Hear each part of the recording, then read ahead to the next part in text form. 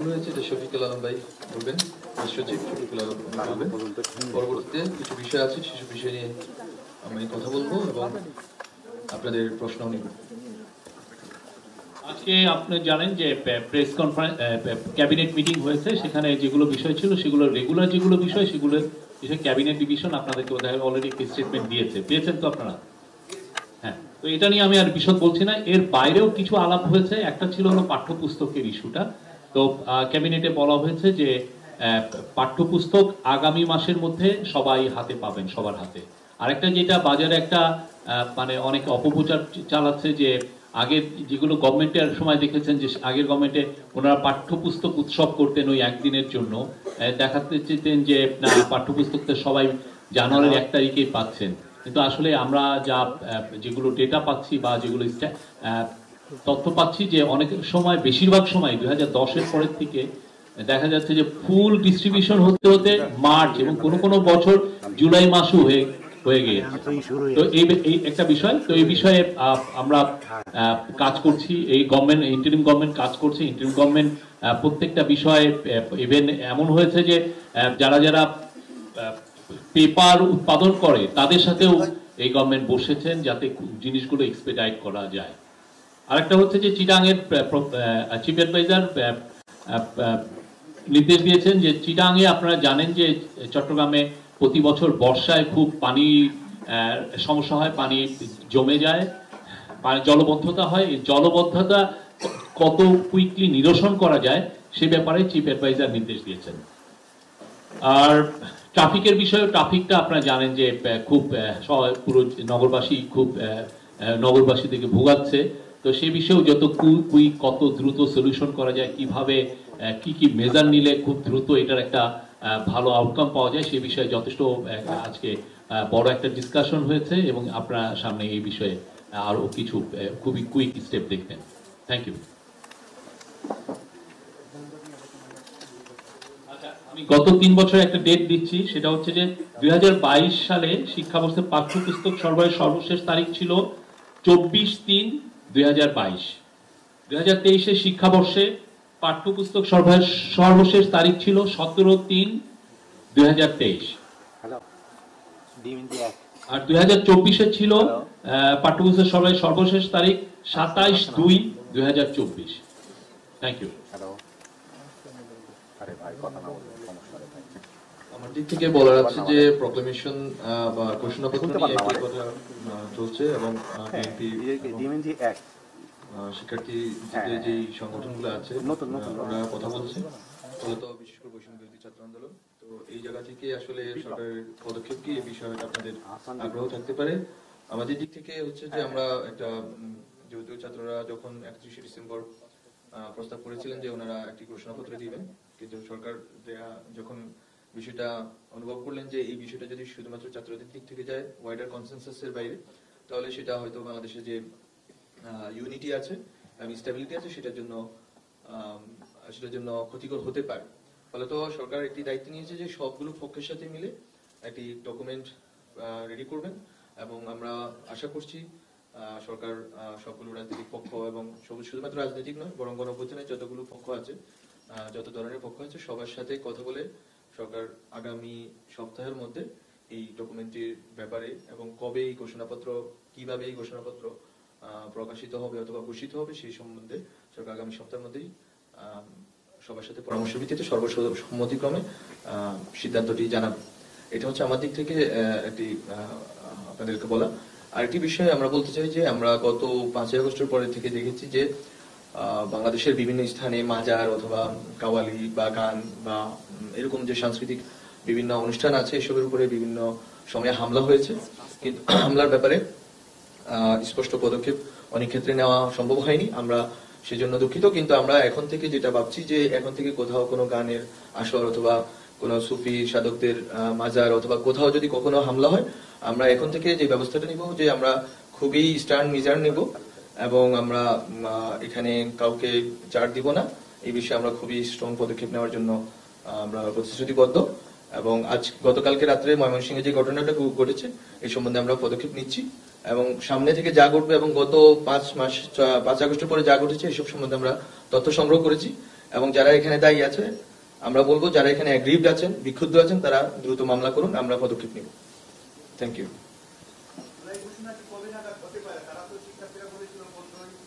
আপনার নাম বলেন। নাম?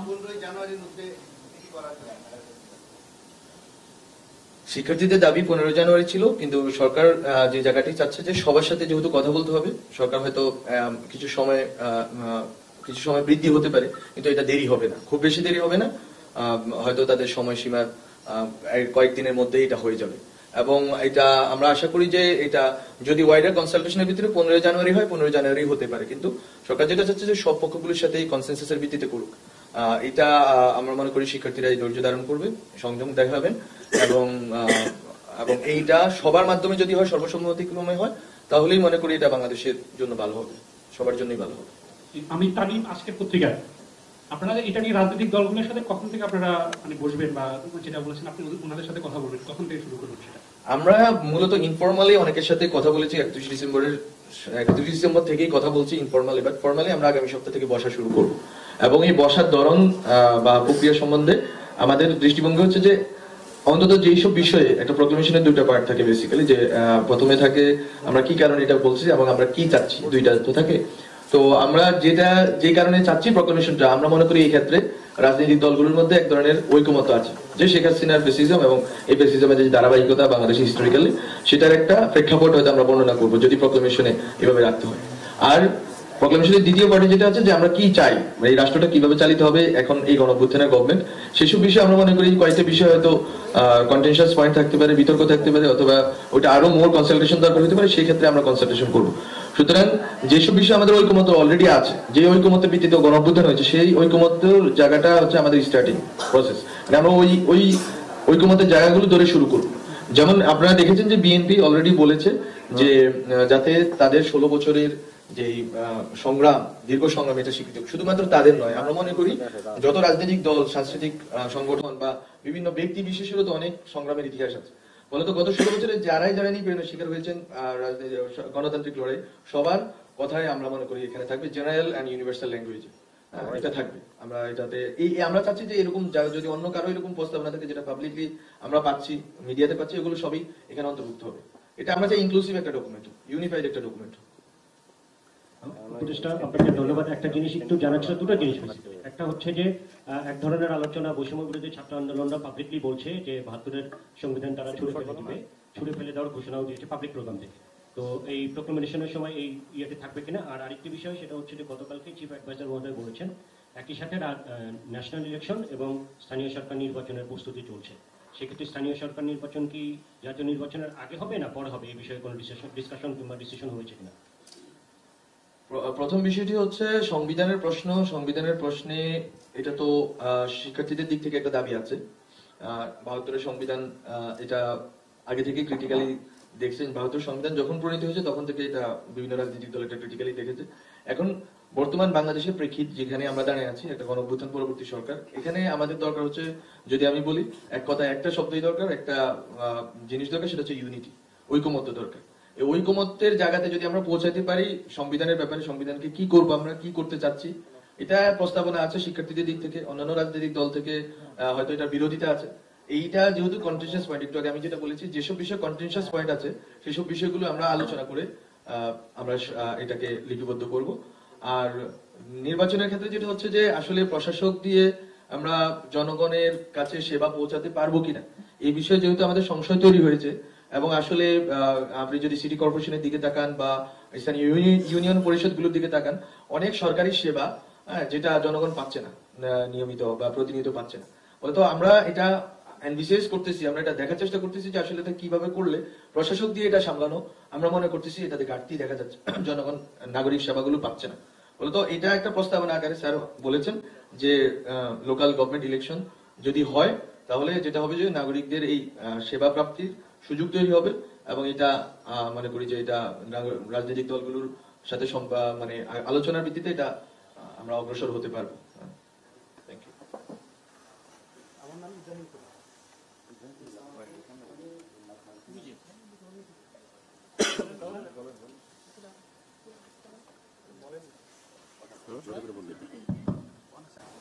আমি ইব্রাহিম খলিল, আমি দৈনিক সংগ্রাম থেকে বলছি।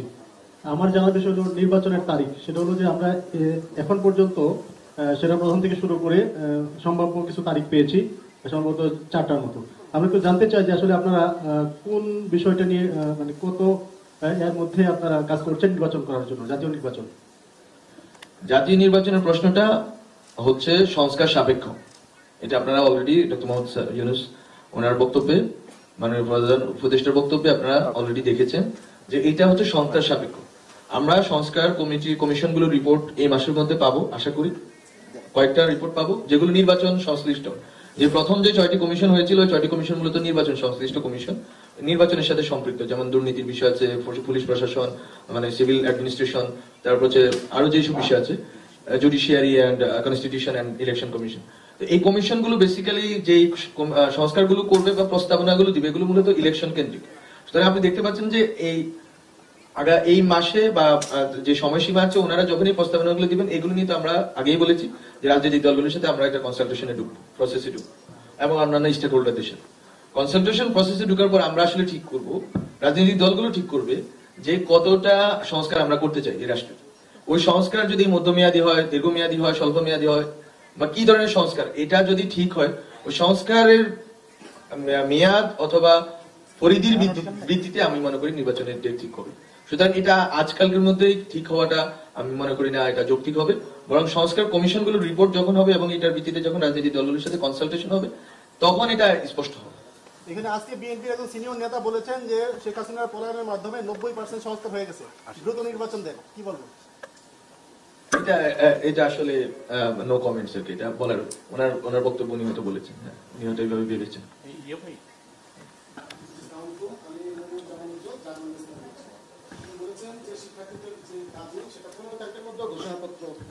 আসতে পারে, সেক্ষেত্রে আসলে রাজনৈতিক দলগুলোর সাথে আলোচনা কবে থেকে শুরু হবে?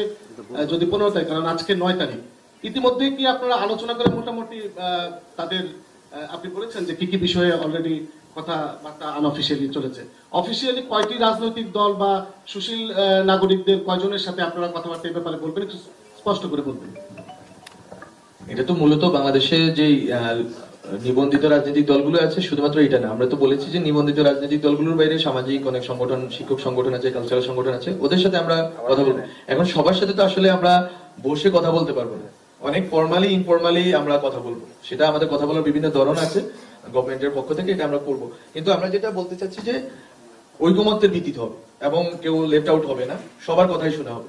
এবং আমি যেটা বলেছি যে প্রেক্ষাপটটা অন্তত ঐকমত্য আছে বলে শেখ হাসিনার পতন ঘটেছে। পরবর্তী আমরা কি করব, কতটুকু সংস্কার করব, কি কি বিষয় নিয়ে আমরা অ্যাম্বিশন করি, ওইটা হয়তো মানে আলোচনা যাবে। যেমন এই যে সংবিধান সংস্কার নাকি সংবিধানকে বাতিল করার প্রশ্নটা, এটা আমরা আলোচনা করে ঠিক করব। সুতরাং আমি মনে করি যে এটা আপনার প্রশ্নের জায়গা থেকে আমি বলবো যে এটা যারা আমাদের সাথে অলরেডি ইস্টাবলিশ রাজনৈতিক দলগুলো আছে, ওদের সাথে তো বসবোই, বরং সামাজিক সংগঠন, নারীদের সংগঠন আছে, শ্রমিকদের সংগঠন আছে, যারা রিলেভেন্ট যে সংগঠনগুলো আছে বা যারা গণ অভ্যুত্থানে সক্রিয় ভূমিকা রেখেছে, সবার সাথে আমরা ফর্মালি ইনফর্মালি কথা বলবো, বসবো। এবং এটা আমরা আশা করি যে আগামী সপ্তাহতেই শুরু হবে এবং শেষ হয়ে যাবে আগামী সপ্তাহে।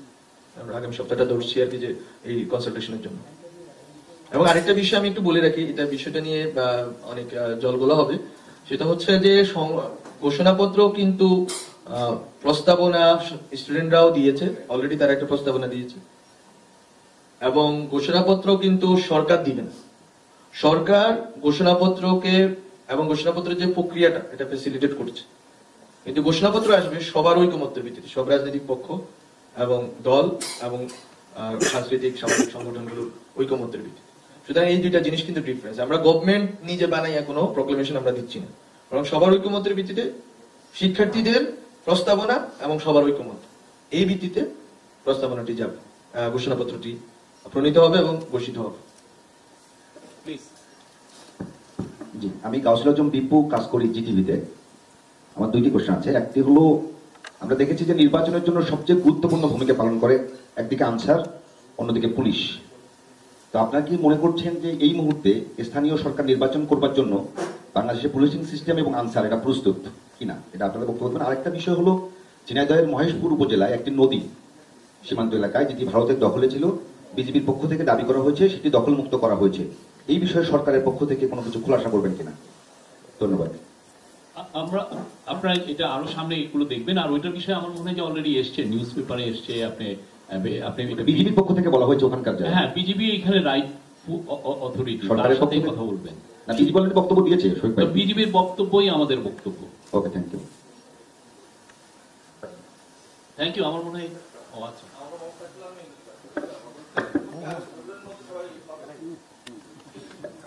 আমরা আশা করছি আগামী ফেব্রুয়ারির মধ্যে, আগামী মাসের মধ্যে পাবে সবাই।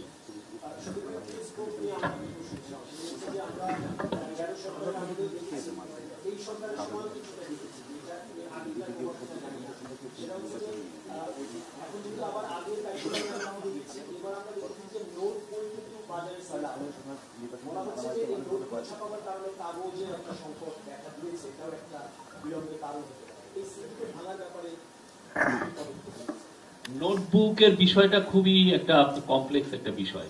এটা নিয়ে আমি বলছি, সেটা নোটবুকের বিষয়, এখানে অনেক প্রাইভেট কোম্পানি জড়িত, অনেক বিষয় এটার সাথে। এটা একটা স্ট্রাকচারাল ইস্যু, হঠাৎ করে এটা তো আর সলিউশন হয় না। আর আমি জানি আমরা যারা এনসিটি, আমাদের যে আপনি দেখেন, আমরা এই গভর্নমেন্ট ডিউটি নিয়েছে হচ্ছে অগাস্টের 8 তারিখে, তারপরেই আমরা এই কাজগুলো শুরু করেছি। অন্যান্য বছরে যেটা হয় যে এনসিটিভি এই টেক্সট বুকের কাজ শুরু করে দিচ্ছে জুন জুলাই মাসেই শুরু করে দেয়। আমরা দেরিতে নিয়েও আমরা দেখেন কতটা এক্সপেডাইট করেছি। আর প্রতি বছর তো স্টুডেন্টের সংখ্যা বাড়ছে, কমছে তো না। আর এই বিষয়ে আমাদের অনেকটা সিরিয়াসনেস ছিল, এবং আমরা যেগুলো অবস্ট্যাকল আমরা ফেস করেছি সেগুলোকে ক্লিয়ার করা হয়েছে, এবং এই ক্ষেত্রে আরো অনেক নতুন নতুন আইডিয়া আমরা এক্সপ্লোর করছি। এবং সবচেয়ে যেটা গুরুত্বপূর্ণ ছিল, আপনি দেখবেন যে আমাদের এটা তো অনেক কয়েক হাজার কোটি টাকার এটা একটা প্রকল্প। দেখা যাচ্ছে যে পুরো কাজটা চলে গেল কোথায়, বর্ডারের ওই পারে। ওইখানে জব তৈরি হচ্ছে, ওইখানে পেপার কোম্পানিগুলো ফুলে ফেঁপে উঠছে, ওইখানে প্রিন্টিং কোম্পানিগুলো যারা প্রিন্টিং করছে তারা ফুলে ফেঁপে উঠছে। সেই জায়গাটা থেকে আমরা এখানে নিয়ে এসে আমাদের দেশীয় ইন্ডাস্ট্রি আমরা দেখাতে চাচ্ছি যে তাদের সেই সক্ষমতাটা আছে, এবং সেই সক্ষমতাটা তারা প্রমাণ করেছেন। অলরেডি আপনি আমাদের ডেপুটি প্রেস সেক্রেটারি পরশুদিন কিন্তু বলেছেন যে অলরেডি কত 11 লক্ষ অলরেডি প্রিন্টিং হয়ে গেছে, 11 কোটি। তো সেই জায়গা থেকে আমি তো মনে করি যে এটা আমাদের জন্য অনেক সাকসেস, আমাদের প্রিন্টিং ইন্ডাস্ট্রিটার জন্য এটা একটা বুস্ট আমি বলবো। এবং এট দ্য সেম টাইম আমাদের যারা পেপারে যারা অনেক ইনভেস্ট, আমাদের অনেক বড় বড় কোম্পানি পেপারে অনেক ইনভেস্টমেন্ট করেছেন, তাদের জন্য এটা একটা খুবই সুখবর। তো আমরা আশা করছি এটা আরো এফিশিয়েন্ট সিস্টেম আমরা আরো তৈরি করতে পারবো। আশা করা যায় আগামী বছর আপনারা ঠিক 1 তারিখে বই পাবেন। Thank you. জি, আমার নাম তানভীর খন্দকার, আমি দীপ্ত টেলিভিশনে কাজ করি। আমি একটু আরেকটা হচ্ছে যে আমরা পিডিএফটা আমরা দিয়েছি হচ্ছে 1 তারিখে। তো পিডিএফটা 1 তারিখে দেওয়ার কারণে যেগুলো অনেক স্কুল আছে তো একটু রিচ, তারা কিন্তু খুবই দ্রুত এটা নামিয়ে ফেলতে পারছেন। বা গ্রাম অঞ্চলেও দেখা যাচ্ছে যে পিডিএফ থেকে অনেকে যেগুলো বই পাচ্ছেন না, খুব দ্রুত নামিয়ে কিন্তু তারা কাজ করতে পারছেন। যেটা করোনার সময় হয়েছে সেটার আমরা কিছু রেপ্লিকেশন এখন দেখছি। তো এটা একটা আমরা ঠিক 1 তারিখে সবাই পিডিএফ পাচ্ছেন। সবাই কেউ বলছেন না যে আমি এবার টেক্সট বুকটা আমরা দেখি না এখনো, কেউ কিন্তু এটা বলছেন না। পিডিএফটা সবার কাছেই আছে। হোপফুলি আমরা যে সমস্যাগুলো এবার ফেস করলাম স্ট্রাকচার, সেগুলো নিয়ে তো ইন্টেন্সিভলি আমরা কাজ করছি। এটার ভবিষ্যতে ইনশাআল্লাহ এটা ফেস হবে না। Thank you. জি, আমার নাম তানভীর খন্দকার, আমি দীপ্ত টেলিভিশনে কাজ করি। জনাব উপদেষ্টা, আপনার কাছে আমার প্রশ্ন, আমার সহকর্মী গাজী টেলিভিশনের সহকর্মী একটু আগে যে প্রশ্নটি করেছিল যে আপনারা নির্বাচন নিয়ে আমরা কথা বলছি, কিন্তু নির্বাচনে আনসার এবং পুলিশ নিরাপত্তার জন্য সবচেয়ে বড় ভূমিকা পালন করে থাকে। তাহলে সেক্ষেত্রে আপনি কি বলবেন যে নির্বাচন দেওয়ার ক্ষেত্রে পুলিশ এবং আনসার তাদের সেই সক্ষমতা বা তারা প্রস্তুত কিনা নিরাপত্তা দেওয়ার ক্ষেত্রে? বিষয়টা হচ্ছে যে পুলিশের যেই বিষয়টা আপনারা জানেন যে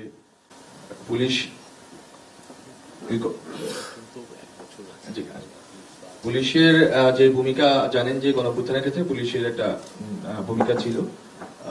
পুলিশ ব্রুটালিটি করেছে এবং অনেক নিরাপরাধ এবং নিরস্ত্র ছাত্রদের উপর গুলি চালিয়েছে, এটা এস্টাবলিশড। এখন কিন্তু আমরা তো পুলিশ প্রশাসনকে অল আউট বাতিল করে দিতে পারি না, কিন্তু এটা সংস্কার করতে পারি। এবং এটা সংস্কারের জন্য অনেকগুলো প্রস্তাবনা পুলিশ সংস্কার কমিশন দিয়েছে, এবং সংস্কার কমিশনের প্রস্তাবনাগুলো ওয়াইডার কনসালটেশনের পরে আমরা যদি বাস্তবায়ন করব, এটা হচ্ছে একটা দিক যে সংস্কার আমরা করছি। আনসারদের বিষয়টাও আমি মনে করি যে বিষয়টা এরকমই যে আনসারদের ভিতরে অনেক ইনস্টেবিলিটি ছিল, এটা বোধহয় আমার জানা মতে এটা অনেক কমে এসেছে, এবং এটাকে ঢেলে সাজানোর কিছু সুযোগ আছে, সেই সুযোগটা আমরা নিব। কিন্তু নির্বাচন বিষয়টা তো এরকম না যে আমরা আগামী মাসে দিয়ে দিচ্ছি বা 3 মাস পরে দিয়ে দিচ্ছি। আমরা কিন্তু কোনো সময়সীমা বলিনি। আমরা বলছি এই প্রস্তুতি চলমান আছে। এই প্রস্তুতির অনেকগুলো পর্ব থাকতে পারে। এটা প্রশাসনিক ভাবে হয়তো আমরা প্রস্তুতি নিচ্ছি, হয়তো আমরা আইন শৃঙ্খলার প্রস্তুতি হয়তো নিচ্ছি না। তো আমরা বলছি যে আমাদের প্রস্তুতি আছে এবং আমাদের একটা দৃষ্টিভঙ্গি আছে যে লোকাল গভর্নমেন্ট ইলেকশন হলে আমরা জনগণের কাছে নাগরিক সেবাগুলো দ্রুত পৌঁছে দিতে পারবো। এটা আমাদের একটা বক্তব্য। কিন্তু পুলিশের সংস্কারের কাজ অথবা আনসারদেরকে ঢেলে সাজানোর কাজ, এটা তো একটা প্রক্রিয়ার অংশ সংস্কারের। তো এটা ঘটবে এবং এটা আমরা মনে করি যে একটা সময় গিয়ে যখন হবে তখন অবশ্যই আমরা এটা দেখতে চাইবো যে যাতে হচ্ছে পুলিশ আগের ভূমিকায় না থাকে, সংস্কার মানে ওরা যাতে রিফর্মড একটা পুলিশ প্রশাসন এবং ইনস্টিটিউশন আকারে মুভ করে, এবং আনসারদের ক্ষেত্রে একই সত্য। Thank you